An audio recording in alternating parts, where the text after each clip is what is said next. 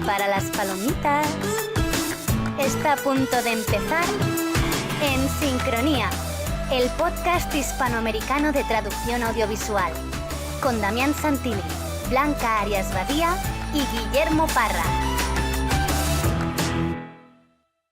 Les damos la bienvenida al episodio número 24 de En Sincronía. Soy Damián Santilli y estoy sincronizado desde Buenos Aires, Argentina, con Blanca Badía en Barcelona y Guillermo Parra en Menorca. Hola Blanca, ¿cómo estás? Hola, ¿qué tal? Feliz año, Damián. ¿Cómo estás? Muchas gracias. Feliz año, Blanca, feliz año. Guille, ¿cómo va? ¿Cómo empezaron? Igualmente, feliz año. Bien, dentro de que seguimos con la pandemia y las olas, de momento bien.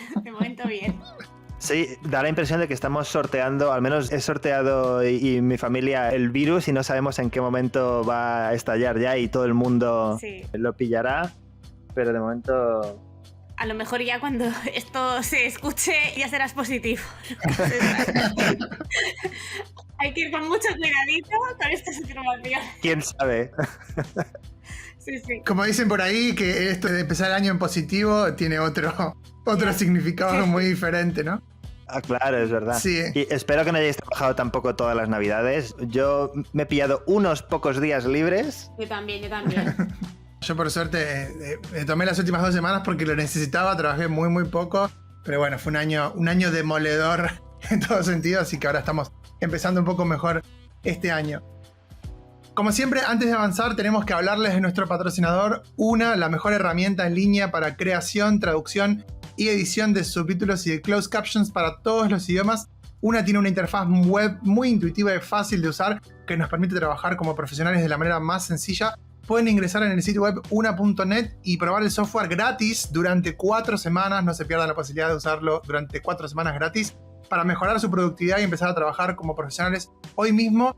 Y hablando de hoy mismo, tenemos un programa muy especial, porque como ya habrán visto en el título del episodio, Intelligent Subtitling, bueno, hoy tenemos nuestro primer episodio en inglés, en donde vamos a entrevistar a Max Deryagin, Guille. Pues sí, la verdad es que yo soy muy fan de Max desde que lo escuché hablar en el Languages in the Media. Bueno, no el Languages in the Media per se, sino el que hicieron para mantenernos en vilo durante un año y dijeron, bueno, hacemos una jornada así cortita y estuvo ahí interviniendo, poniendo los puntos sobre las íes y representando muy bien a los traductores. Y la verdad es que desde entonces... soy muy fan de él y me gusta mucho sobre lo que escribe, cómo habla y todo. Y por eso lo invitamos, porque vos sos fan de él, ¿no? Así funciona el show, como siempre. Claro, exacto. Yo he insistido hasta que lo invitamos, ¿no? y bueno... Como siempre, acá se hace lo que le gusta a ella. No, hombre, no, aquí se hace un poco de todo. Somos 3 además, así que podemos votar y nunca quedará empatado, así que todo bien. Muy bien. Y no, al margen de que yo sea muy fan, pues este hombre es traductor y subtitulador ruso con una década de experiencia, que además es muy activista, tiene un montón de cargos sobre los que nos va a hablar hoy. Nos hablará de su cargo, por ejemplo, como presidente de Subtle, de la British Subtitles Association. También es miembro del Comité de Traducción Automática de AFTE, de la AVTE, Audiovisual Translators Europe, de la que también hablamos en el podcast hace unos episodios. Y ha coorganizado también, es parte de algún comité, no sé exactamente cuál, del Languages in the Media, con lo cual está metido en todos los fregados, como decimos, pero al mismo tiempo tiene esa perspectiva de traductor que tanto nos interesa, que no es corporativa necesariamente, ¿no? Y que de hecho es muy realista, así que, bueno, estoy deseando entrevistarlo. Vamos a pedir disculpas de antemano a nuestros oyentes que no sean de inglés, pero bueno, no había otra manera de entrevistarlo a Max. En ruso hubiera sido peor, así que... Sí, por nuestra parte, básicamente. Optamos por entrevistarlo en inglés. Bueno, y además, por supuesto, como siempre, nuestro programa va a tener las secciones en español, así que bueno, eso es un punto para quienes no puedan escuchar la entrevista. Y vamos a comenzar el programa de hoy con subtítulos con carácter, Guille. Y en subtítulos con carácter voy a hablar de lo que yo diría que ha sido la película de esas navidades, Don't Look Up, no mires arriba o no miren arriba, en Latinoamérica. ¿Te ha gustado, Blanca? Sí. Ha dado mucho que hablar. Se critica que es muy paródica en algunos aspectos, pero a mí me parece brillante, muy divertida. Hombre, claro. Sí, eso lo es. Y bueno, y la traducción es estupenda y algunos aspectos que quería comentar en mi sección. Muy bien, muy bien. Bueno, y después de la primera parte de la entrevista vamos a tener el laboratorio audiovisual, que hoy tiene la segunda parte del tema que arrancamos en el episodio anterior, que es la gestión terminológica con entornos de traducción, puntualmente con multiterm de trados, así que vamos a terminar con eso. Y tenemos algo importante para minutos divulgativos, Blanca, me parece, ¿no? Sí, no por mí ni mucho menos, pero ahora necesitaríamos un efecto de sonido de redoble de tambores, porque hoy hay un regalo de Año Nuevo para los oyentes del podcast, y es que en la sección de minutos divulgativos va a venir nuestro queridísimo Patrick Zabalbeascoa, que no había venido por el podcast desde el episodio 1. Así que ya ha tardado, ¿no? Del 1 al 24 sí, han ido demasiados, yo diría. Y bueno, vamos a hablar de un artículo que hemos publicado conjuntamente en el mes de diciembre, o sea, hace nada, un par de semanas que salió, sobre las técnicas ISPATAP para el subtitulado. Así que nada, esperemos que os guste la intervención de Patrick y que os animéis todos a leer el artículo después. Y que sea un exitazo como el primer episodio, que es el más escuchado de todos los tiempos. De todos los podcasts de todo el mundo. Por supuesto, eso también lo esperamos. A pesar de que nos metimos con él. Sí, sí.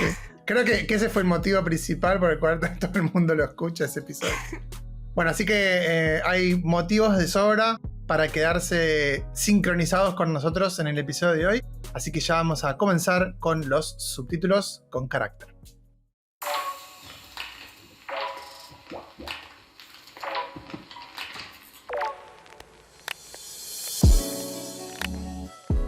A todos los subtítulos les faltan caracteres, pero a los mejores nunca les falta personalidad.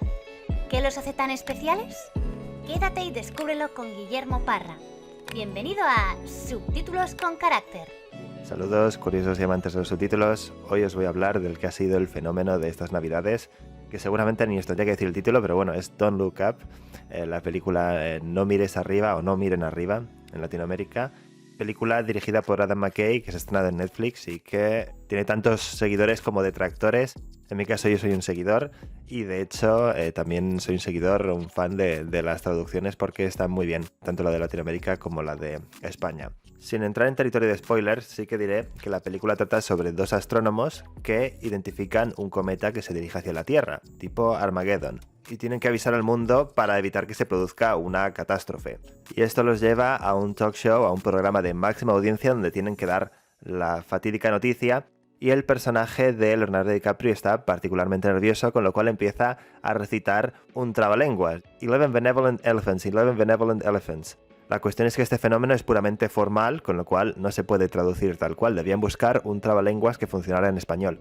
Y es lo que hicieron, con la particularidad de que cada versión encontró un trabalenguas distinto y ambos muy típicos en español. En la versión de España optaron por 3 tristes tigres, que se repite varias veces, y en la versión latinoamericana dicen Pablito clavó un clavito en la calva de un calvito. Así que este problema me parece que está perfectamente resuelto. Luego ya en el aire, el personaje de Jennifer Lawrence, Kate Dibiasky, pierde la compostura y grita "We're all gonna fucking die". Y este fucking es relevante porque están en directo en un programa de cobertura nacional donde está prohibidísimo decir palabrotas o tacos. De hecho, solo por decirlo ya sube la audiencia y sube la interacción en redes sociales del programa. Con lo cual el fucking debía mantenerse necesariamente en la traducción porque era relevante para la trama.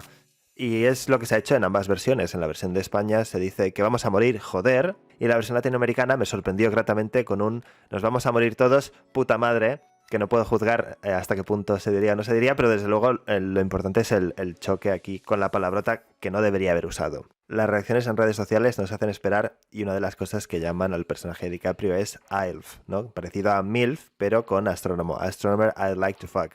Esto se tradujo para España dejando la sigla en inglés, porque al fin y al cabo también se utiliza MILF, y explicando qué significa astrónomo follable. Mientras que en la versión latinoamericana fueron más allá y decidieron adaptar la sigla AMQC, astrónomo al que me quiero coger.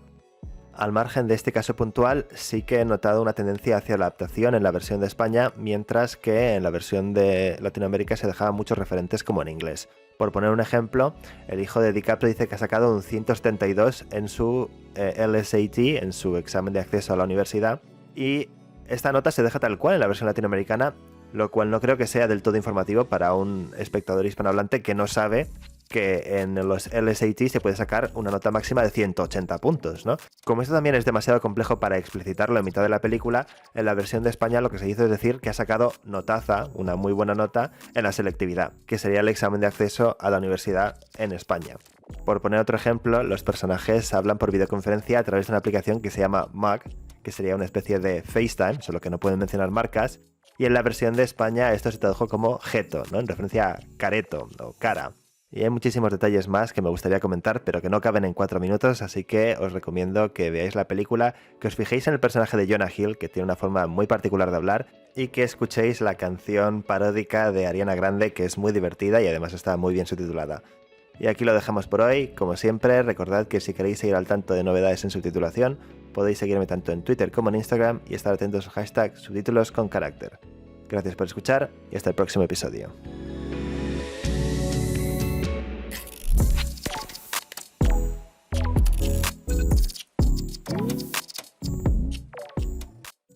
Well, hello everyone and welcome to our first ever episode in English. So please bear with us because we'll need to get used to doing this more often, especially. And we are doing it in English because we wanted to have with us a very special guest. Here it is Max Deryagin. We've introduced him earlier, but hello Max, how are you doing? Hello, doing good. Thank you for joining us, especially, well, considering that we're all in different time zones all over the world. Are you in Russia right now? Yeah. Okay, so you're in Russia, we're in Spain, Damián is in Argentina, so yeah, all time zones covered. Well, one of the things that we like to start our interviews with is by asking people about their origins. So we know more or less where you are now as a professional translator, but tell us a bit more about your journey. Tell us about what's your background, how did you became interested in the field, and how did you start working as a subtitler? Oh, well, it's a long story, very long. Are you sure you want to know? Yeah, we want to know. Give it a try. Okay, so yeah, way back in the day when I was in university studying computer science, I already knew that I didn't want to be a scientist or a programmer, and all my classmates became eventually programmers, but I knew that I wanted to do something else. And I was also interested in freelancing, which was kind of only starting out back then, because I knew I did not want to have a boss. Mm-hmm. So I thought, okay, I'm going to become a freelancer. And I started actually with web design. That was 2009. And I liked it. I learned Photoshop and web design and so on, but I quickly realized that I just don't have the kind of the talent for it. The artistic talent, it didn't work for me. So I kind of quit and decided to try something else. And my choice fell on translation. I had thought that my English was pretty good. And the first project that I got on that Russian freelance platform that I registered on showed me that I knew nothing. But I liked it. I liked doing that. And by the way, back in 2010, it was really easy to find clients. Even if you had no skills, the competition was just very low. And it was as easy for me to find a client as just writing them when they post a project, hey, I can do this in like 2 days for this amount of money. And more often than not, they would go, yeah, sure, let's go ahead. And so I quickly built a portfolio on that website and improved. Meanwhile, reading books, articles, whatever I could find, learning English, learning the theory and practice of translation. And then kind of got more and more people on that website started knowing me. I'm talking about fellow freelancers. Mm-hmm. And I built a portfolio and a clientele. And one of the clients then told me, hey, we have this video about some celebrity from YouTube that we would like subtitled. Could you help us? And I was like, no, I have no idea how to do it. And they were like, well, just figure it out. And so I did. Basically, I found that, well, I could do it with this program called Subtitle Workshop. Of course, yeah. And and it was almost the only one. The best software ever. Well, And it didn't used to count characters and per second, so you had to calculate it like it did. Don't be so mean. The problem is it didn't have a wave sound, so that was the problem. Yeah. No short changes for you. So, but I didn't know what that was, so it was not a problem. But yeah, I used it, and I couldn't find any guidelines, so the only ones I could find were for some fan subbers on a Russian website. and I knew about how subtitles are supposed to look, like just from fan subbing, because I had watched some fan sub anime, and so I tried to replicate that, and so I did, and I liked it a lot, even more than just translating other stuff. And after that, I got more and more subtitling assignments from that client, and then from other clients, and learned AGSub and some other tools. Also, one of my clients gave me a license. Temporary license for a professional tool, Title Vision, and I used it. And then in 2014, there was a major economic crisis in Russia, but that one was big. And because of that, the freelance website that I used became much worse. Okay.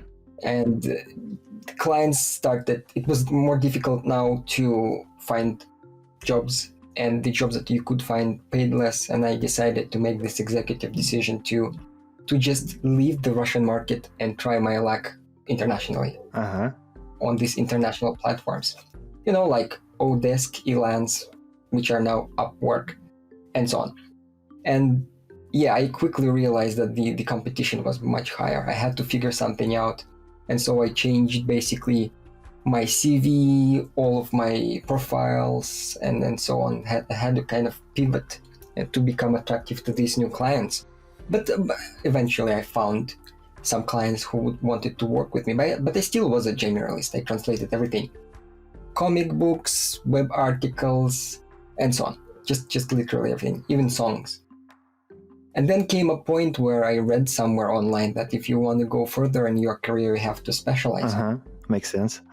And the choice for me was between video games, and by that time I had translated several, or subtitling.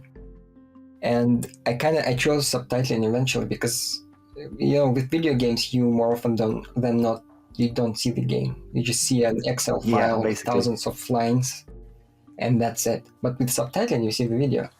And that was why I decided to do subtitling. And yeah, and again, I had to change everything. I changed my CV completely to a subtitler, that I'm a professional subtitler, and so on. Just all the profiles, which was difficult. And that also meant that I had to say goodbye to many of my clients who needed other services. That also was difficult. And because of that, I had that dry streak of just having almost no work, which I eventually overcame.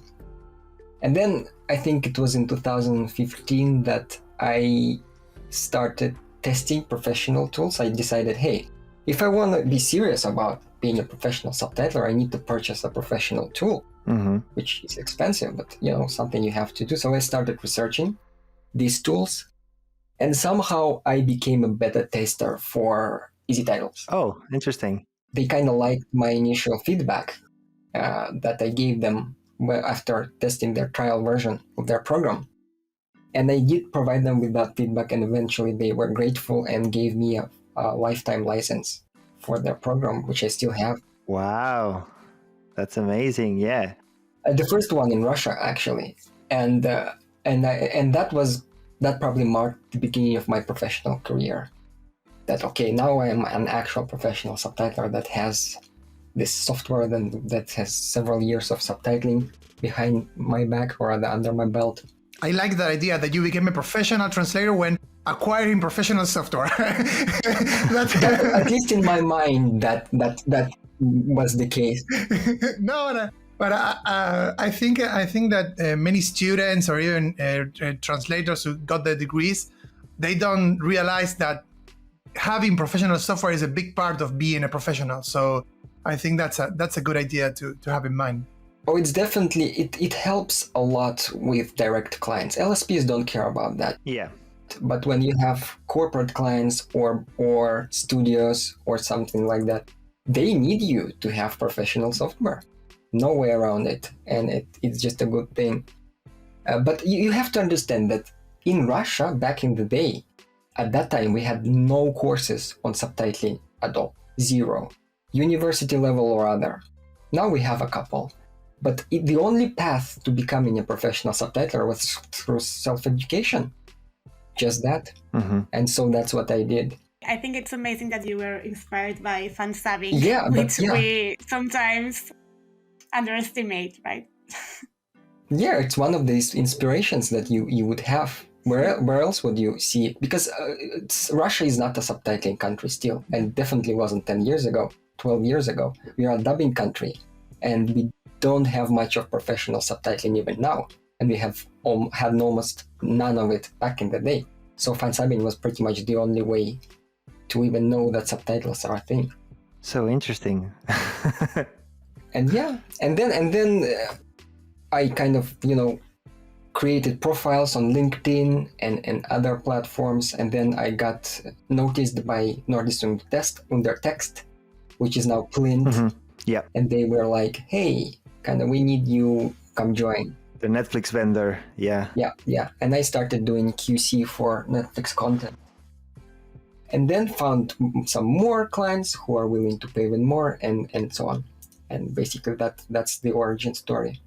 Yeah, such an inspiring journey, actually. Yeah. And you said you became a freelancer because you didn't want to have a boss. Yeah. And do you feel that that's still the case, that you don't have a boss, or those big clients are kind of bossy? How do you feel about your relationship to them? Well, they can be bossy with certain people, but not with me. Never. I dictate my requirements and conditions, but then again, I'm in a position where I can do that because of a somewhat unique situation. And so, yeah, I always negotiate my rates and my working conditions. Does that have to be with your language, Max, or is there something else?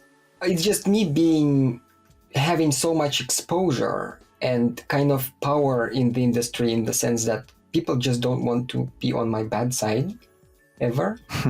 And so they play nice with me. Good to know. That's good to know. He's evil. I'm afraid. So you have to become the chair of an association to get good rates or something like that. Like you don't. If someone is very active in AVT and is literally a chair of an association, as a company, you don't want to have anything to do with them. That's bad. You only want, to be. But they could choose someone else, and they don't. So that's also it has to do with you in particular. Now with the fact that you are chair of an association or something like that. No, but yeah, of course I'm a top level professional with the kind of skill set that people really want. There are not many Russian professional subtitlers out there, especially ones that have their own software and that know very well how LSPs work. And because some projects, they're very sensitive or important, and you want to have zero issues with it.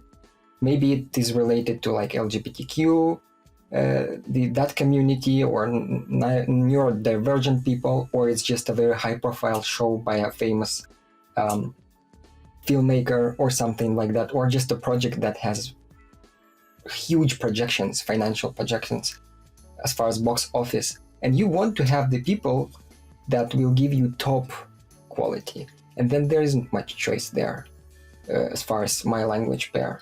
So that's why I have many people write to me through my website, but I have to decline very often.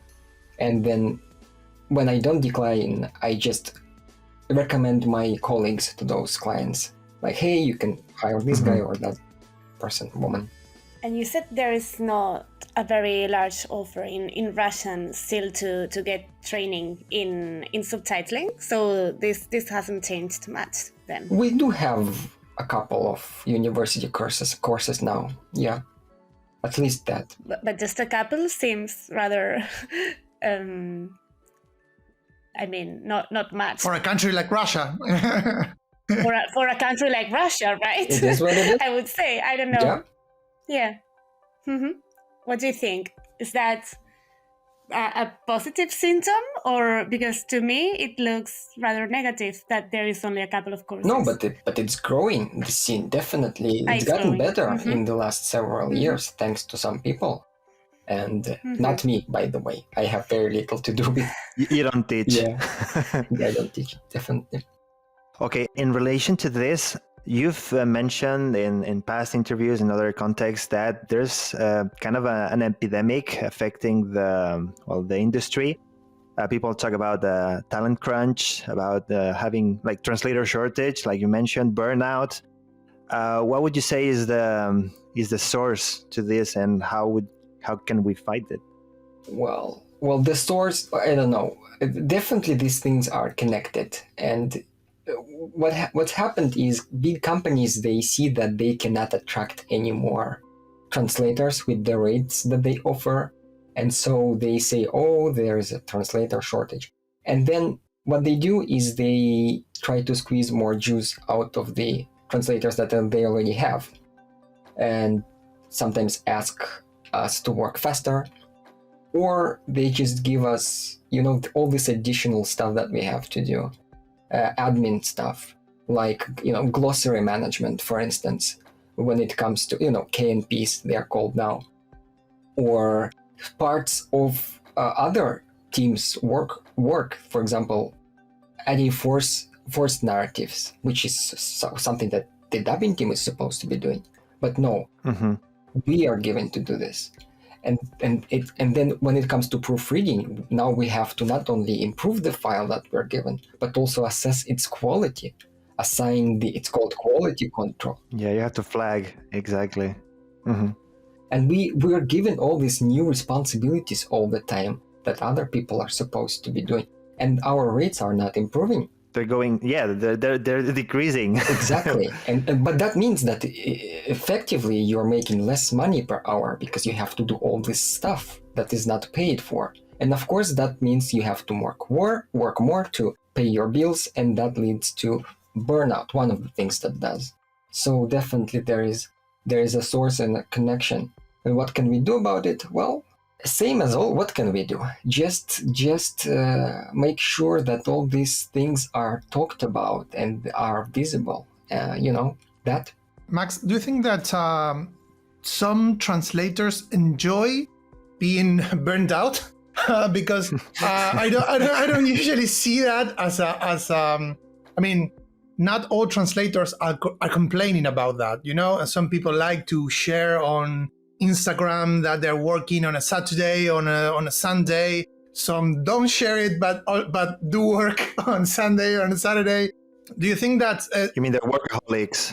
Yeah, these companies are taking advantage of translators because we are letting them do that?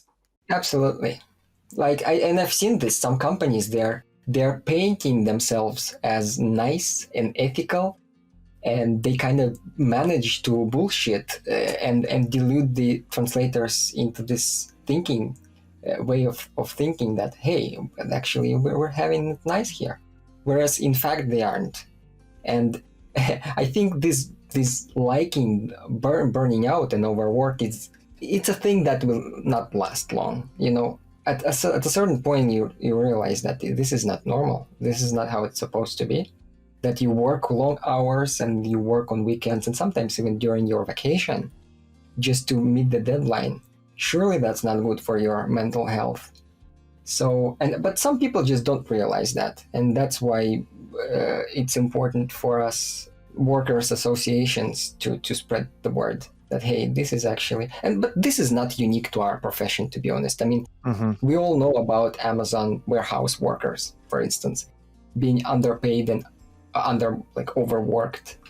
And we know that in post-production, like sound mixers, color graders, editors, they're also underpaid and overworked, just in the same way.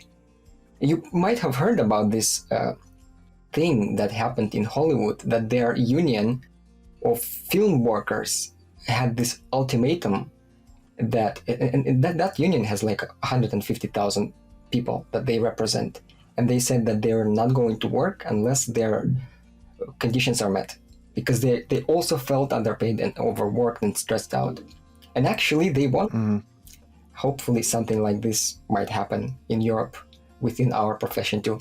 Oh yeah, we'll definitely go into that a little later. It's a question that we have we wanted to mention. I think that's somehow related to the fact that these companies consider our jobs operational roles.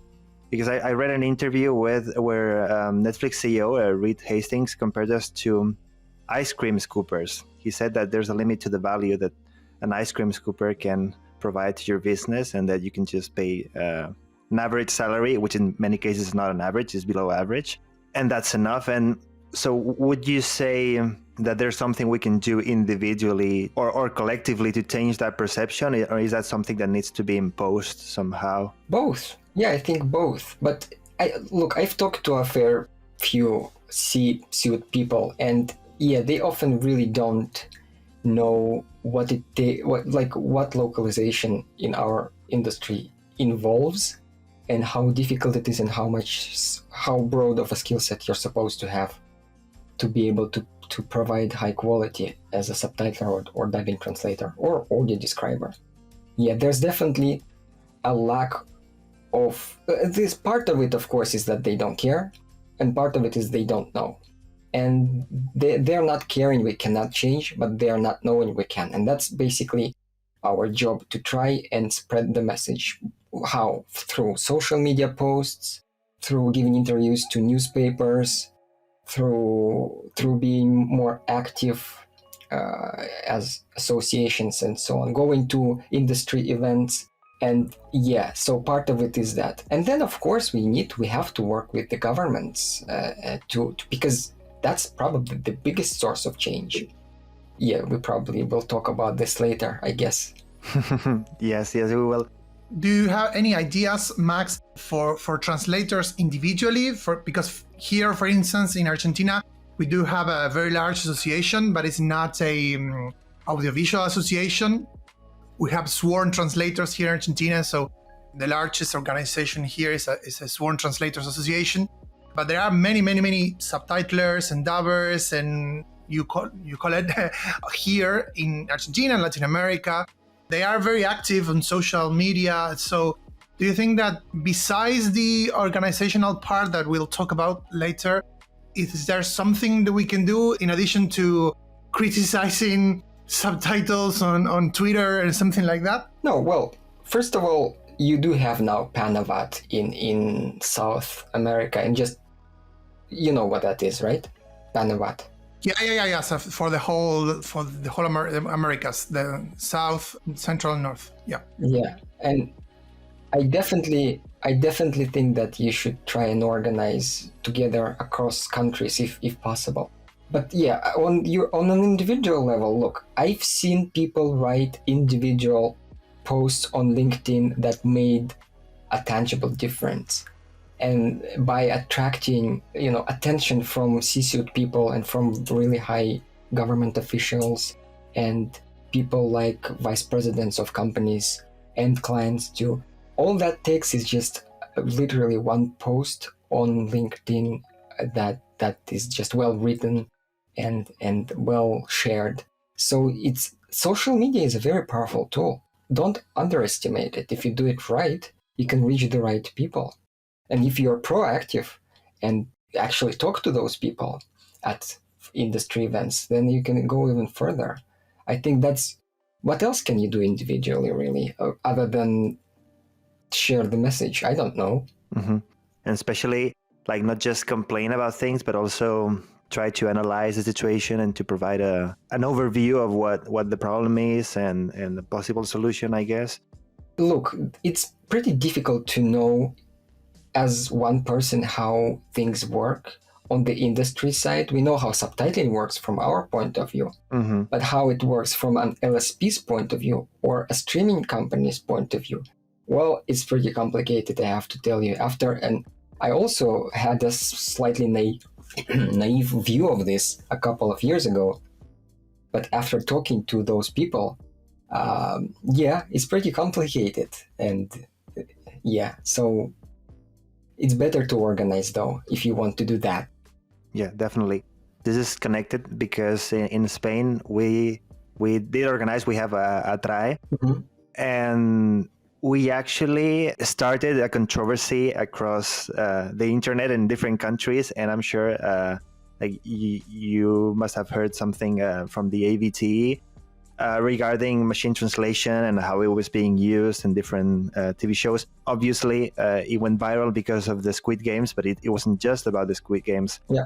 What's your take on machine translation and the way it's been applied in the industry? Well, I kind of, as a co-author of our AVT's Machine Translation Manifesto, I shared my view there. And also we did an interview about machine translation with a couple of my colleagues. But I don't like it. I mean, the problem with machine translation, particularly in AVT, is that our field is different.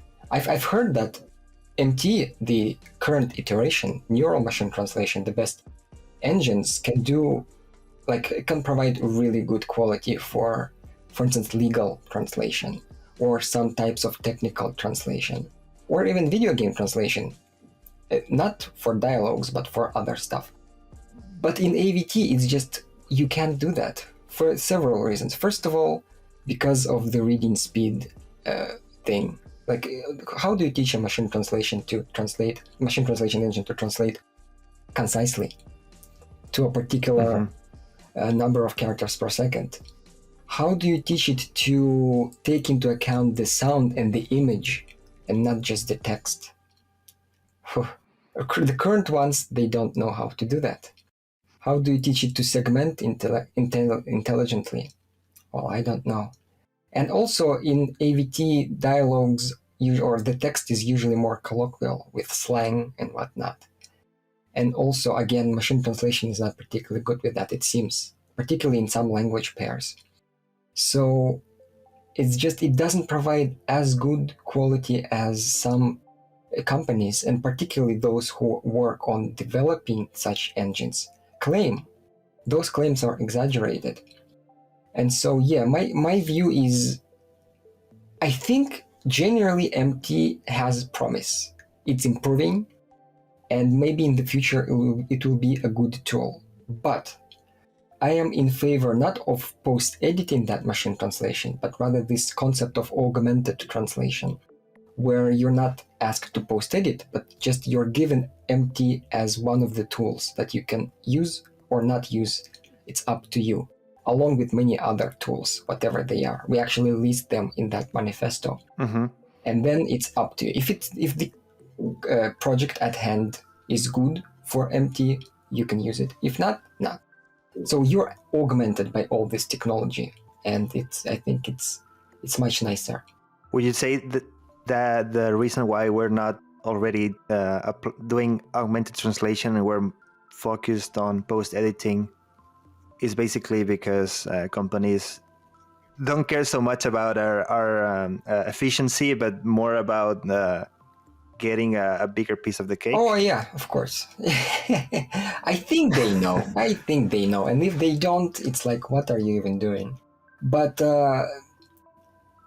I've seen it's sometimes they're just delusional, because the people working on MT, usually they're tech people and not linguists, and they do not have a background in linguistics or translation, and they cannot really tell how good the output is. They have to rely on certain metrics, and sometimes those metrics are pretty bad.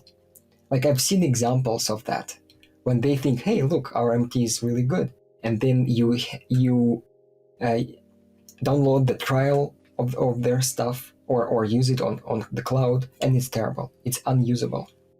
So there is also that kind of a disconnect. And what you mentioned about the machine translation not being aware of the image, for example, that made me think of a couple of articles that you posted on your blog. One of them, you talk about the concept of intelligent subtitling. And can you please elaborate on that and give us a few examples of how one can subtitle intelligently? Well, it's a very loose name. That basically what I meant by it is conscious subtitling. not just following the guidelines you're given blindly, but thinking about what it is that you do. Because look, back in the day, we had to figure things out on our own. At least in Russia, we didn't have any guidelines, and you have to figure why things should be the way they should be, logically. But here, the newest generation of subtitlers, they only, it seems, often learn the guidelines without knowing why they are that they are. And so they just follow the rules, and they don't know how to step aside and make a judgment call that this is not right and that is not right. And so being able to do that is doing intelligent subtitling. But the first two articles that I have written, they are not very related, I'm afraid. Although I call them both intelligent subtitling. And the first one, I just talk about reading speed, that I've seen so much of it, that you can't just follow 17 CPS, which is it somehow became this big golden number that everyone seems to like, and hope that... I mean, basically because Netflix was using it, yeah. Yeah, because of Netflix, I think, mostly. And what does it even say about anything? Because there are so many things to consider when deciding on what reading speed you want for each subtitle. But I can tell you that once I was proofreading a subtitle file for a documentary about a Russian doping scandal. And there was one subtitle there, and it was 17 CPS. It was top positioned, it was minimum duration, it was all in all caps, and also the contrast was not there. It was impossible to read it in time. It was 17 CPS. I reread it several times, trying to make it. I couldn't. I already knew the text. I couldn't. Even my eyes had not enough time to go through it before the shot just ended. And the funny thing is, I couldn't even see what was in the shot. Yeah. All my attention was on the subtitle. So 17 CPS is just, what does it even mean? That was the first article. And are you talking about Icarus, by the way? Yes, exactly. Yes, I watched it. It's an amazing documentary. Yeah, it's pretty fun and but sad at the same time, at least for someone from Russia. Yeah. Yeah. But and then the second article is also something that I've noticed in my 6 years of proofreading subtitle files, that people who are great subtitlers, who can really translate very nicely, naturally, colloquially, who understand the language cohesion and so on, sometimes they just don't know much about films as an art form. They don't understand film theory, the language, the cinematic language of film. And so they understand the film's plot, the story, but they don't quite understand what the filmmakers, the creators of the film, were trying to say with it, what message they were trying to send, and how, visually, what tools they wanted to use, whether it is some creative use of lighting, or color design, or camera work, or some motifs throughout the film. The translators don't get it, and then they make mistakes. And so those ideas that the filmmakers tried to convey, they get lost, and they're accessible to the original audience and not anymore to the target audience in your language. And so I tried to kind of shed light on that you need to understand films if you're going to subtitle them or translate them. I really liked this second article, and as I was reading, I thought I would ask you a question, which is how do templates work with this approach? Because you don't have as much freedom as you should, perhaps, to make choices if you are working with a template. So what would you recommend for people working with templates where you don't actually decide some of the aspects that you cover in that article? Well, I mean, the article also works for template making. The template makers should have that knowledge as well. Particularly, it's important for timing and for segmentation. Where you want... Yes, for the makers.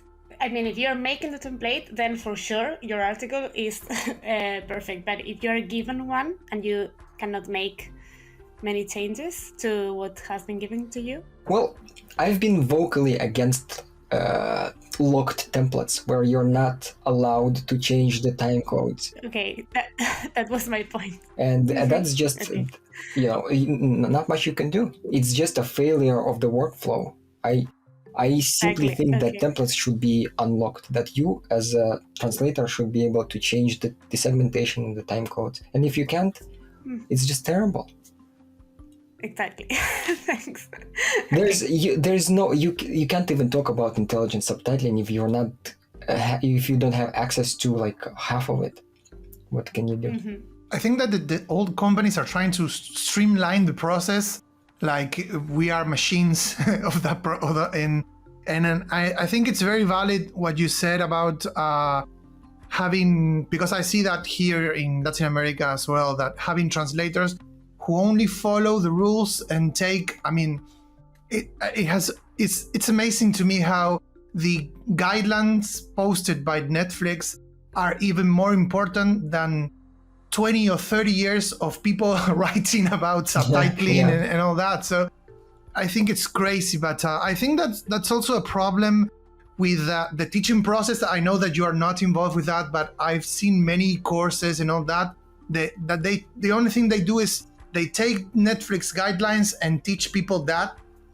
And I think that in many cases, even the people who are teaching translation and subtitling in particular, are using this approach, the same approach that these companies are trying to force us to work with. And I think we should all work to change that. Yes, definitely. Need to collaborate with universities, which we do in AVT, of course. That's great. I think this is the perfect moment to split the interview, and I think we can just listen to Damián at the Laboratorio Audiovisual, and then we'll be back in a few minutes with more.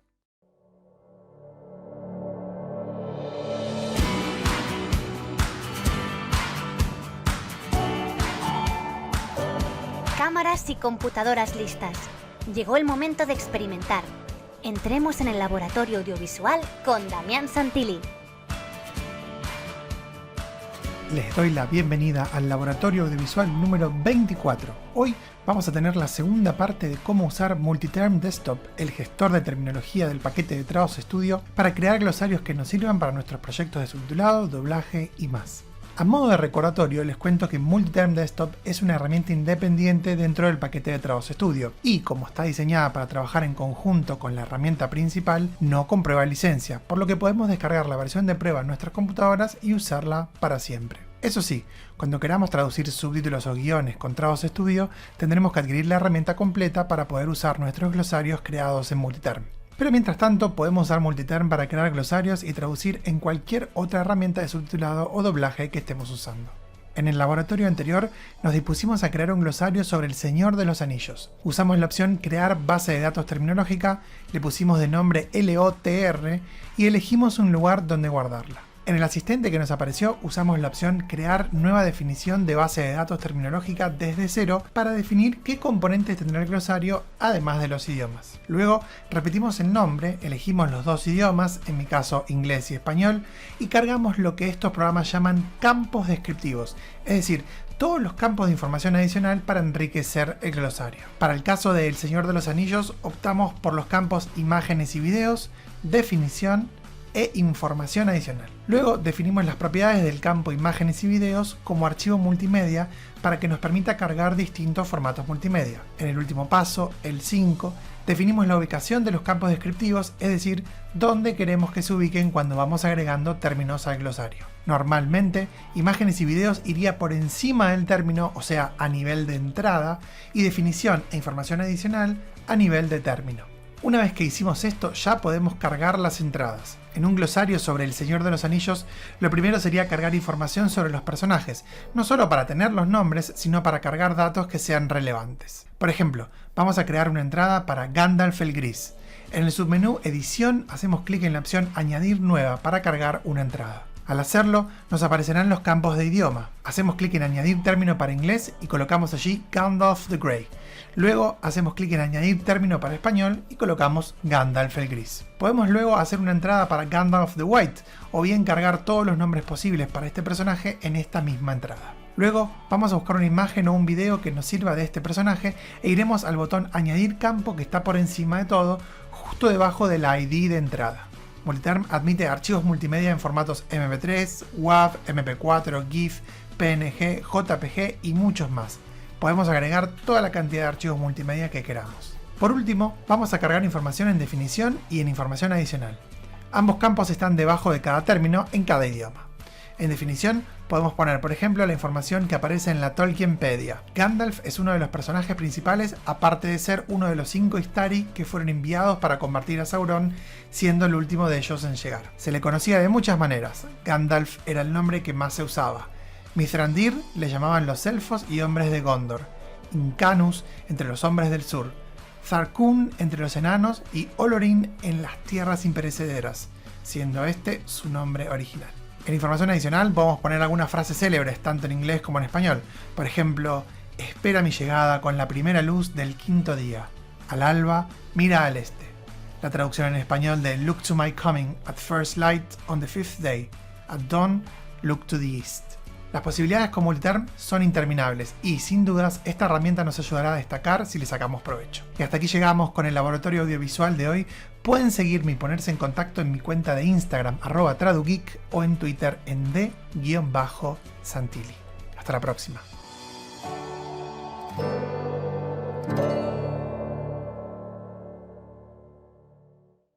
And we're back. Thank you, Damián, for your section.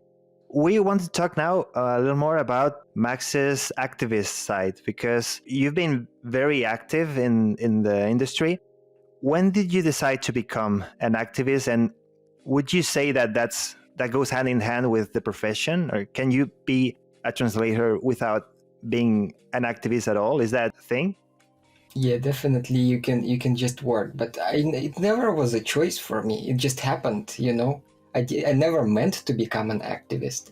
It's just a while ago, I think it was 2015, I saw something online about this British Subtitles Association, and I thought, well, if I joined them, that would be cool. That would look great on my CV. Maybe that would attract some clients, which it, by the way, did. Mm-hmm. It ended up doing, and so I did apply, and they took me in. And then shortly after, they told, hey, we, not me, but just wrote this newsletter to everyone. We have this project that we need more hands on deck. If you guys have, any of you have time, could you please help us? They send this message to all the members. And I happened to have some free time, so I helped them. I helped them out. And also I helped them out several more times after that. And at a certain point, they just asked me, like, hey, if you're so active, maybe you can join the committee and help us more, become more active. And I thought, well, sure, it would look even better on my CV if I'm a committee member. And it did look much better. So I joined, and then I kind of got sucked in, and it was really interesting for me. And several years after that, the chair of the association, Christine, asked me to become secretary, because the previous secretary had to go on a maternity leave, mm-hmm. and I would substitute for her. And so I became secretary, and then again that looked even better on my CV. but it was a lot. Being secretary of an association is it's a huge time sink. Yeah, it's tough. Yeah. And then our chair, Christine, got employed by Netflix, and she said, Max, you have to replace me now because there's no one else. And before that, she actually asked me to become chair of Subtle several times, and I would say no every single time, knowing just how much responsibility it is and how much work it is. And then here I didn't have any choice, because if I declined, well, our association would stop existing, which I definitely didn't want. Mm-hmm. And that's how I became chair, not by choice at all, but by necessity. And how did that look in your CV? Well, actually, I don't really care about my CV. Matter of fact, I don't have a CV. I don't need it. People find me themselves. I don't. And sometimes people... So become a chair of an association, and then you won't need a CV. Well, it should be a good one, right? Of course. Of course. But yes, what it does, it opens a lot of doors. Such titles, they make people who are higher up in the industry or just literally anywhere more willing to talk to you and to hear your opinion. And that, for instance, that's how I was approached during this Squid Games thing, that several journalists from different journals wrote to us, to our email, and I gave them interviews, which ended up being quite good. I think I read something in The Guardian, right? Mm-hmm. Exactly, yeah. One of them was in The Guardian, yes.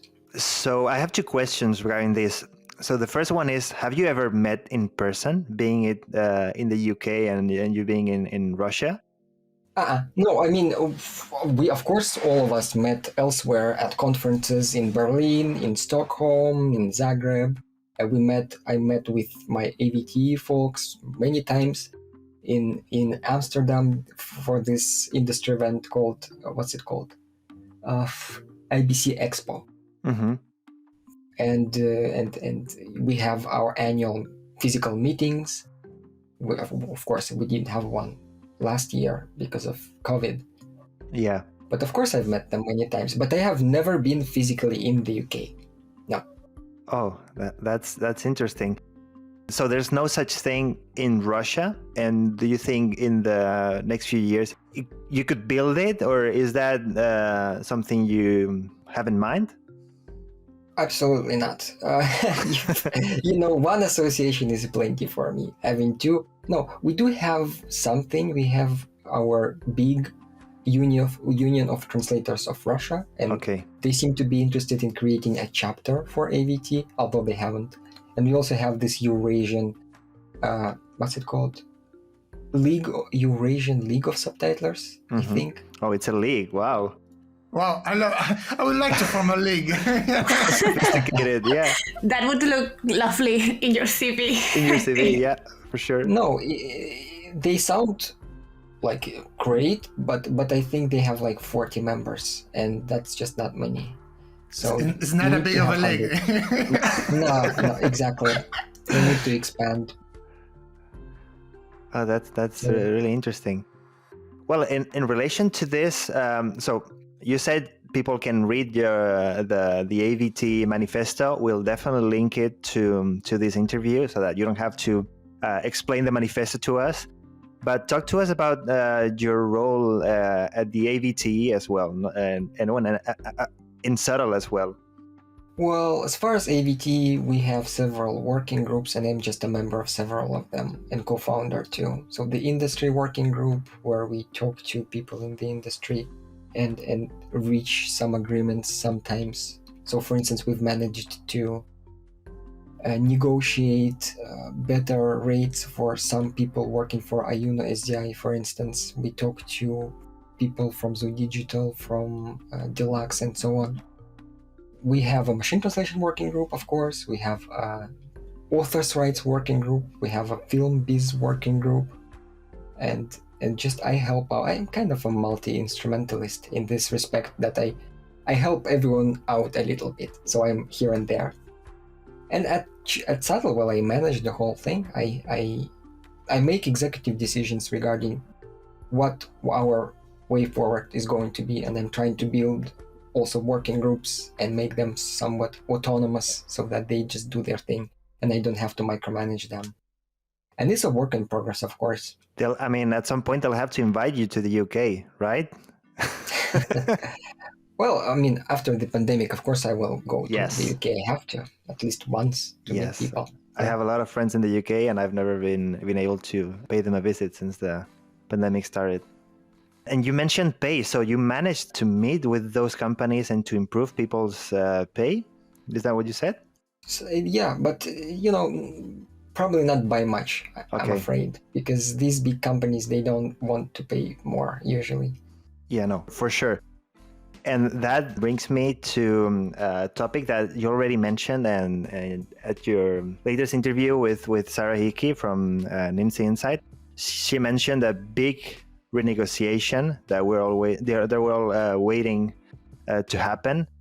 And who would you say is going to be the motor of that renegotiation? And when do you think it's something in the long term, or is it closer than we think?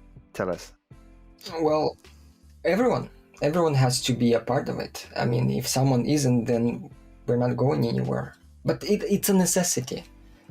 If companies do not improve the rates, then they will. What they're trying to do right now is they see that they don't have enough people to translate, to localize the ever-growing number or amount of stuff to translate, really, because there's more and more of content.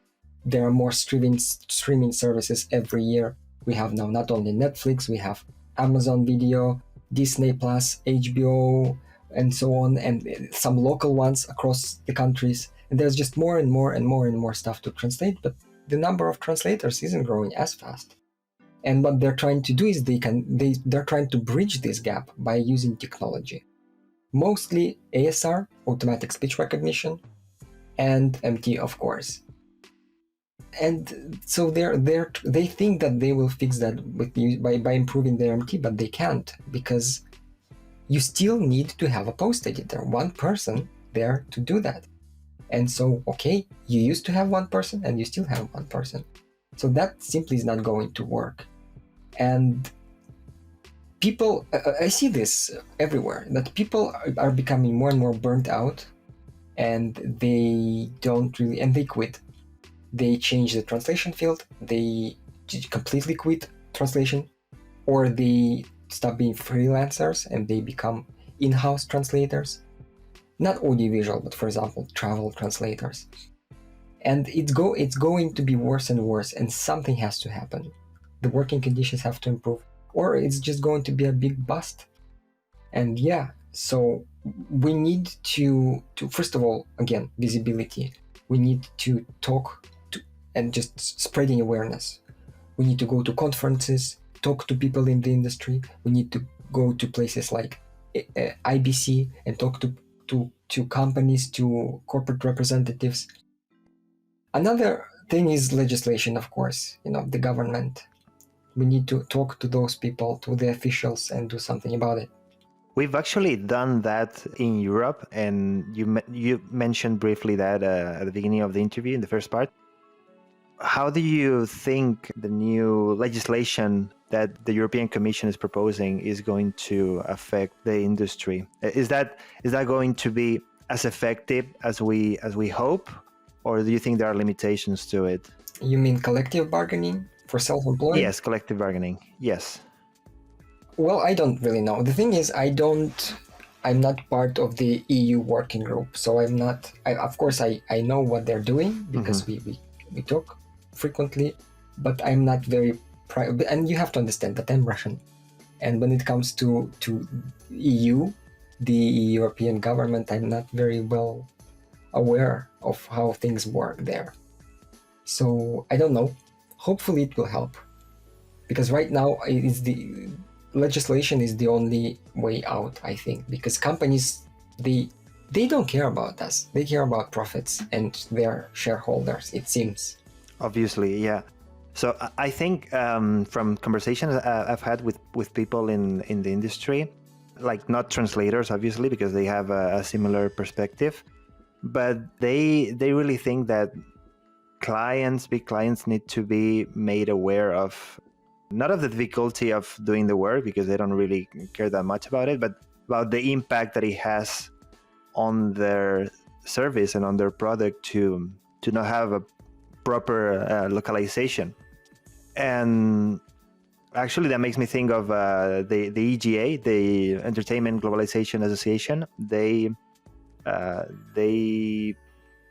were carrying out some research on audience perception of translation, and they said like it was around 60 or 70% of people interviewed that they claimed that they had stopped watching something in the past year because of how bad the localization was. Yeah. So that has an obvious impact on streaming platforms and on any kind of content creator. So yeah, I don't know how like what else do they need to to change that approach or that way of working? Because obviously, like collective bargaining, you can try to force them to do it in a way, or to meet certain standards, but I'm not sure how that works either. But not every translator needs to be a part of the association and to stick to the rules that the association tries to, well, not to impose, but to negotiate with companies. I don't know if I'm being clear about it. Like, the problem we have right now is that there's always someone who is going to do the work for the money and in the time they ask. So we don't make, like, we can make progress individually, but not as a collective, because there's always someone who will accept any kind of, like, it's a race to the bottom. Yeah. But can that change if collective bargaining becomes a thing in Europe? And do you think that could affect other countries that are not in Europe, or they just have to do their own thing? Yeah, whatever we do in Europe often has a ripple effect on other countries. They see what we do, and that makes them think, okay, actually, this is possible. This is something we could consider. But look, when we negotiate as AVT or as subtle with companies, it really, really helps. Just the sheer number. Like, you don't have to do literally anything. You just join subtle, and you're +1.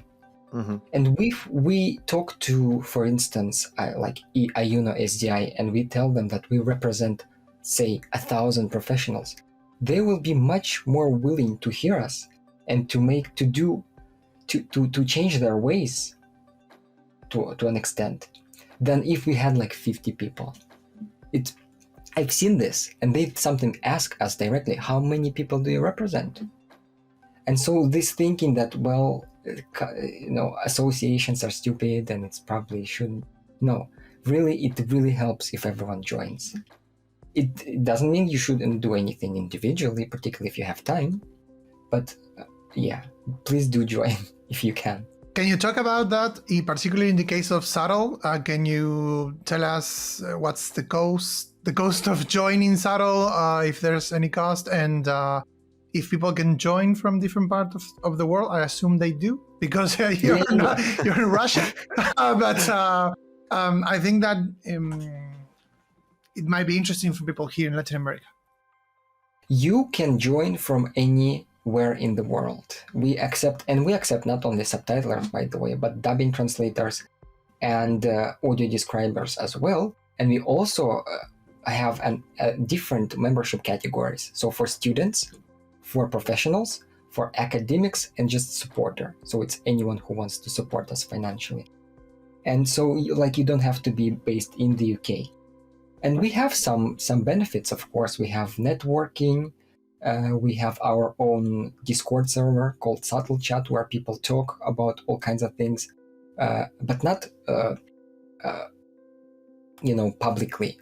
So that means it's confidential. They can talk about anything they want. We have our own public directory of members that you can see, and that clients also see. And some of our members already found work through our website, just because they're shown there and they have their profile pages and so on. We have discounts with some software developers. So if you want to purchase a tool, we can help you. Easy Titles, for example. Yeah, and Una and Subtitle Next.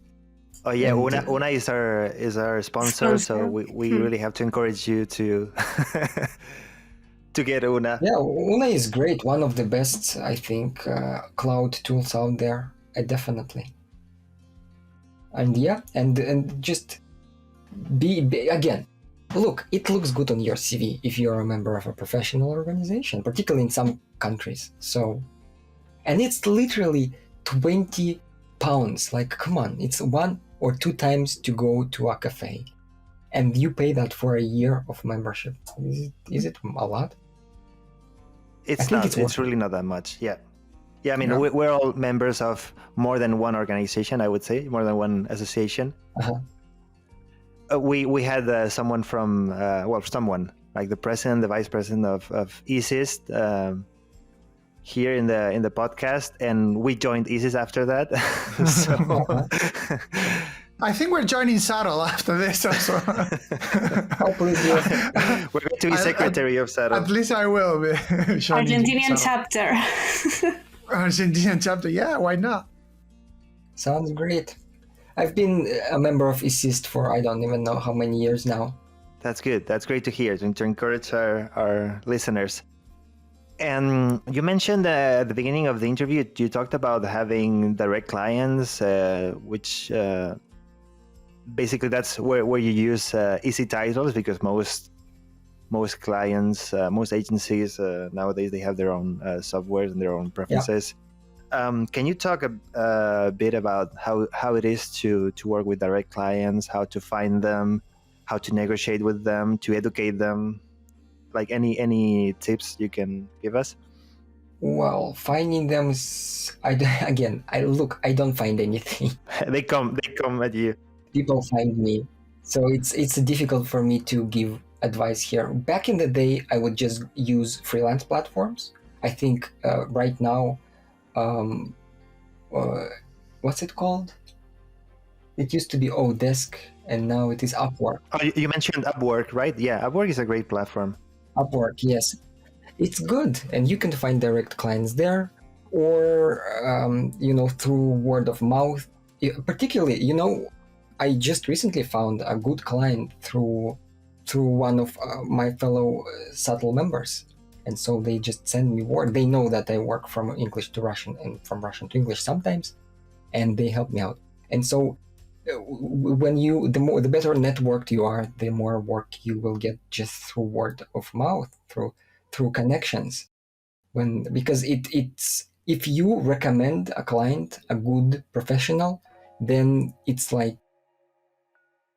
that client will think better of you, and then because you recommended them someone, so it works. It's a win-win, I think, to do that. So you could do that as well. And it's great to work for direct clients. I think, for me at least, they care about you more. They really treat you as a professional, because that's what they decided to hire you for, to have professional services. They don't force you into using any particular tool for subtitling. Mm-hmm. So you get to use your own that you know, that you like. Their guidelines are usually much simpler, and so you don't have to worry about, Netflix now has just an encyclopedia of guidelines, all kinds. Like, if you've ever done that, it's insane. And direct clients, they have like a paragraph, and that's it. And then the rest is just completely up to you. Mm-hmm. You also, if you are a proofreader and you proofread someone, you can talk to those people, to the subtitler, and discuss everything. If it's a film, you can talk about that film, about its symbolism, and about its ideas and concepts and motives and so on. It feels more rewarding. They pay much more than LSPs too. So because they can afford that, it's just better. So Max, if you are a freelance translator and you are focusing on this type of clients, how would you create an augmented translation desk for yourself? What do you think is the best way to provide yourself with all the tools that you need to become an intelligent subtitler? I think, well, for me, easy titles is enough. Of course, I have some other things, but it's so automated now that you can even write macros right there. It has a module for that. And it if you know anything about coding, you can automate it to such an extent that you don't have to do much yourself anymore. So a professional software, do you think that would be enough, or kind of? It depends on what you mean by, because augmented translation that we talk about in the manifesto isn't really up to you. The technology that we talk about, it needs to be yet developed, some of it, and some of it is just something you can't find, or it's too expensive and it should be really provided to you by LSPs. So it's not really about direct But for work. instance, machine translation you can have in this software. At least, I don't know if the case of Easy Titles, but in Una, you can choose whatever you want now, and Yes. you have to pay for it, of course. But that's something that you can have. I think that they might be implementing something with translation memories and term bases and all that. So I think that, of course, you won't have that on a free software, but I think that maybe that's a possibility if you're working with direct clients.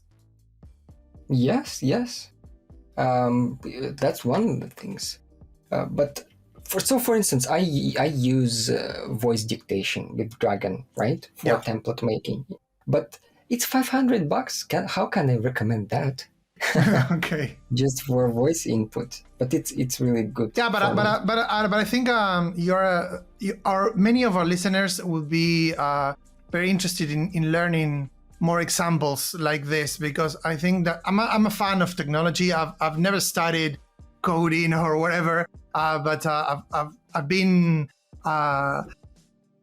putting together computers since I was 12. So I've been always interested in that. So I think that whatever else you can talk about besides the obvious that we already mentioned, I think that the voice recognition is an excellent tool.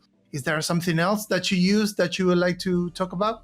Well, the thing is, sometimes things it doesn't have to be cutting edge technology to really help you work faster or more accurate. So for instance, one thing that I have is just a foot pedal, for video navigation. So it's 3 pedals, which I use for pause, play, jump forward, and jump backward. Wow. And it's just good for your health.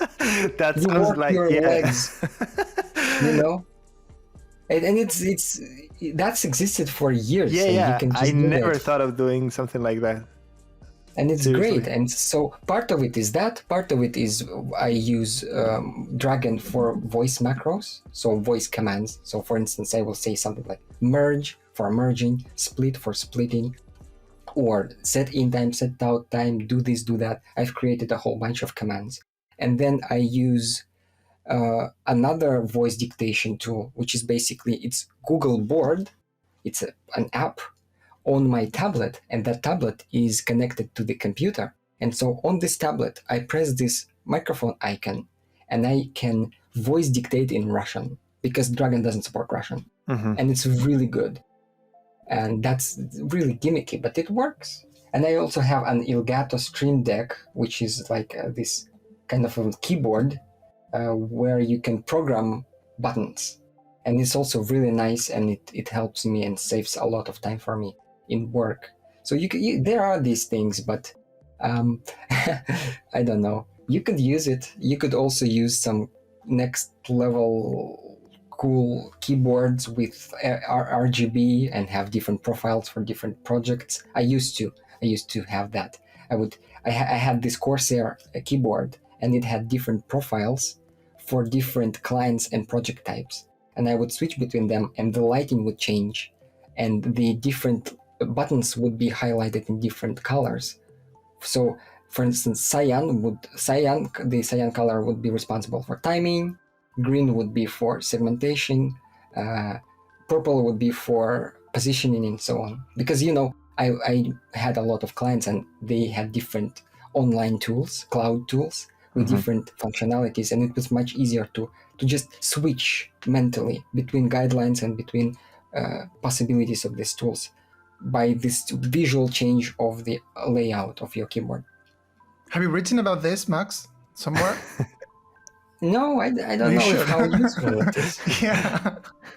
I think one of the presentations that I had to chair at the Languages in the Media last year was about this, how simple you can, in the simple way that you have that to show that you are a professional. And I think that doing all of these things make you a professional. No, you're not a professional if you can follow Netflix guidelines. That doesn't make you a professional. So these things that you were mentioning, and you mentioned how you work, and I think, okay, this guy, he's from other world, you know. But I think that if you can take one thing, two things of what you're saying, many of us can convince ourselves that we should value ourselves more, you know. Yeah, definitely. And the more you learn also about film studies and just the sheer art of cinema, the more you realize just how complex it is and how much of a professional you have to be to translate films that are complex. Not just your blockbusters, but films that have... Can you elaborate on that, please? Yeah, I'm thinking of Lynch, right? Lynch? I did in my article. I mean, come on. Yes. Just read it. Okay, we'll read it. But that makes me think of David Lynch and the anecdote you mentioned about his short film. Absolutely. I just recently watched Bergman's Persona, and good luck understanding that. I mean, it's a fantastic film, but translating it is, and it's not even about the dialogue, right? It's about just figuring it out, what it is about, what the author was trying to say, and how. Guys, is there anything else you'd like to ask him, or can we just? I think we're okay. Okay. Yeah. I think we'll share the article for listeners to have a look at it. Yes, we'll definitely share that. I'd love to see some pictures of how like the green light and the blue light and everything looks like, because it's hard for me to imagine your desk. I wonder if I still have them. I did have a couple of pictures, I think. Maybe if I find them, I could send them. Okay, you'll have to share them with us, please. And well, it was lovely. It was a pleasure to have you on the podcast. We're very happy that we were brave enough to do this interview in English, and I think it went great. And you are an amazing guest, so thank you for being here, Max. Yeah, you're welcome. And I would like to thank you for all the work that you do as an activist, because we know that's you don't get anything for that. So thank you for giving your time to do that. You know, to negotiate, to speak out, to give interviews, whatever it is that you've been doing. This, I think, it's many times people don't join associations because they think it's a lot of work and they don't get anything in particular for themselves. And so I think that our community really needs more people like you. So thank you for that. Yeah. Thank you for the kind words. And the UK should give you a visa. Yeah, definitely. Well, see you. Bye. Thank you. Bye, Max. Bye.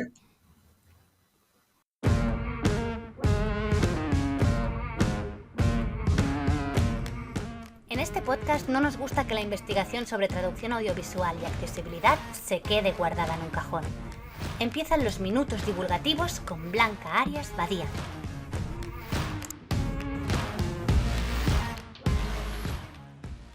Hola, muy feliz año a todo el mundo. Hoy en los minutos divulgativos vengo a contaros que el mes pasado publiqué conjuntamente con Patrick Zabalbeascoa un artículo que se llama The Sped Up Translation Techniques for Subtitling, a New Pedagogical Resource for Audiovisual Translation Students, y que se ha publicado en la revista Current Trends in Translation Teaching and Learning, en el número 8 de esta revista. Y en el artículo presentamos una nueva propuesta de taxonomía, específicamente de técnicas de traducción para la traducción audiovisual y más en concreto para el subtitulado. Así que, como no podía ser de otra manera, lo que he hecho ha sido invitar al coautor, que en realidad fue la persona que trabajó más en el diseño de esta nueva propuesta, Patrick Zabalbeascoa, para que nos cuente por qué hacían falta unas técnicas específicas para la traducción audiovisual. Cuéntanoslo, Patrick. Las técnicas de traducción son importantes porque en ellas confluyen los intereses de docentes, estudiantes, profesionales e investigadores de la traducción. Así que es muy importante acertar con una propuesta que sea clara y útil para estos colectivos. La propuesta de técnicas de traducción de Sped Up se centra en la traducción audiovisual por varias razones. Por prudencia, por no sucumbir a la tentación de generalizar precipitadamente estas técnicas a todas las modalidades, por el mayor protagonismo que está adquiriendo la traducción audiovisual dentro del campo de la traducción en general, ya sea en la profesión, la formación o la investigación, por la clara especificidad de algunos factores y criterios de la subtitulación, del doblaje y de la accesibilidad audiovisual, al centrarnos en una modalidad muy concreta, hemos podido reunir una buena colección de muestras de traducción real, lo que permite ilustrar cada técnica con datos empíricos y mantener la coherencia del conjunto, el corpus, de todas las muestras.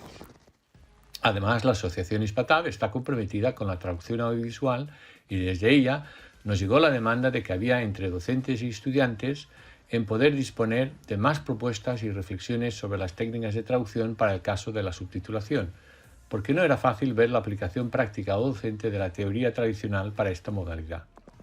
Y es este hueco el que hemos querido cubrir. Esperamos que nuestra propuesta guste y se popularice porque es clara, flexible, participativa y no excluye la utilización de otras propuestas, anteriores o incluso futuras. No se dictan las técnicas ni cuándo usar cada una, sino que se ofrecen siempre como alternativas a escoger según cada contingencia, el famoso depende de la traducción, que se han recogido de casos reales. También pensamos que las propuestas específicas de técnicas para la subtitulación interlingüística sirve, y mucho, para la reflexión sobre alternativas de traducción de otras modalidades, multimodales o no, como la literaria, la periodística o la publicitaria. Creemos que las técnicas de traducción deben fomentar la creatividad traductora humana, en contraposición a una traducción automática o mecánica o sistemática descontextualizada. Muchísimas gracias, Patrick. Pues ya lo sabéis, tenéis el artículo disponible. La verdad es que el año pasado pusimos en práctica, Patrick y yo, en la asignatura Traducción y Medios de Comunicación de la Pompeu Fabra, esta taxonomía con estudiantes y funcionó muy bien. Quedaron muy contentos con el ejercicio que hicimos. Así que os recomiendo a todos, si estáis, por ejemplo, preparando un TFG y no sabéis cómo orientarlo, no sabéis qué metodología utilizar, podéis recurrir a este nuevo marco metodológico y espero que os sea útil. Hasta pronto. Muy bien, muchas gracias, Patrick, por tu aparición sorpresa en los minutos divulgativos. Un placer escucharlo nuevamente. Y bueno, se nos termina el programa, chicos. ¿Qué les pareció la entrevista con Max? Blanca. A mí me ha encantado y yo creo que me quedaría de todo lo que ha dicho, que creo que todo era muy, muy bueno y muy valioso. Me quedaría con dos ideas. Una, lo que ha dicho de que es muy importante fomentar el espíritu crítico de los estudiantes, que no generemos nuevos subtituladores y subtituladoras que se dediquen a seguir las pautas sin pensar. Esto me ha parecido importantísimo. Traduce plantillas. Sí. Y luego me ha gustado también una cosa que solamente ha tocado brevemente, pero que veo que en las redes se habla bastante y que quizás alguna vez le podemos dedicar un episodio del podcast, que es la cuestión de la salud mental de los trabajadores, ¿no?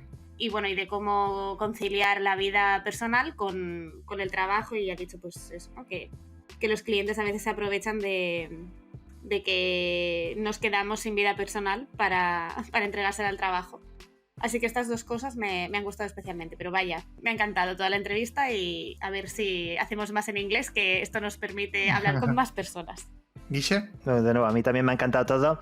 Me ha llamado mucho la atención, pues no sé, cosas que iba comentando, como por ejemplo, cómo una publicación en LinkedIn, ojo, puede cambiar muchas cosas, que evidentemente hay que estar activos en redes sociales y cada una va dirigidas a públicos diferentes. Yo creo que hay que hacerse oír en todas. Pero si quieres llegar a los mandamases, LinkedIn es el sitio. Es el lugar donde los vas a encontrar y donde a lo mejor te pueden leer. Y me gusta mucho cómo habla de hacerse valer, de cómo alguien que no ha estudiado traducción es de los traductores más influyentes en su combinación lingüística y que además tiene presencia como para que lo entrevistemos en un podcast hispanoamericano, fíjate, siendo rusa. Y cómo puede estar de presidente en una asociación británica sin haber estado en el Reino Unido es algo que no me entra en la cabeza, pero me parece fantástico. Pues todo eso, lo que siempre decimos de que no se trata solo de traducir las palabras, sino de tener esa sensibilidad hacia el texto audiovisual, de entenderlo a un nivel más profundo. Y bueno, no te dejo que hables, Damián, no te vamos a quitar todos los puntos, los highlights. No, pero creo que, digamos, me gusta mucho la idea de lo que pusimos como título, ¿no? El subtitulado inteligente, que va más allá incluso de decir, bueno, estas son las guías y puedo romper las guías en algún momento, o las pautas que pone Netflix o cualquier empresa, pero sino también un tema que venimos hablando de una manera u otra también siempre, que es que siempre, digamos, nosotros para ser profesionales no solamente destacamos porque cuando hacemos una traducción, esa traducción es mejor que la traducción de un estudiante o de alguien que viene de afuera. Sí aclaro que me parece interesante siempre mencionarlo, que cuando hay casos como el de Max, de gente que no estudió formalmente, son muy valiosos, pero que hay que ponerlo dentro del contexto de que no tenía dónde estudiar, básicamente. Claro. Entonces eso me parece que también es una cosa muy importante para tener presente, porque si no también creemos que cualquiera puede traducir y ya sabemos que no, y el mismo Max lo ha dicho en varias entrevistas que le han hecho, y eso me parece muy importante, pero me parece que está bueno plantearse como profesionales si realmente traducimos de manera inteligente, si usamos herramientas que van más allá. Incluso él decía, ¿no? Herramientas no tiene que ser sofisticada, tiene que ser simplemente decir, bueno, una herramienta que existe para tal o cual cosa, yo la uso para, ¿no? Como la función de cambiar los colores del teclado que se creó para los gamers, bueno, usarla para trabajar, ¿no? Me parece que eso es importante. El pedal claro. me ha maravillado, o sea, como si fuera eso una batería. Que no te escuche, yo sé, porque te va a pegar con un cable, porque creo que lleva 15 años diciendo lo del pedal, pero bueno. Pero me parece que sí, eso es.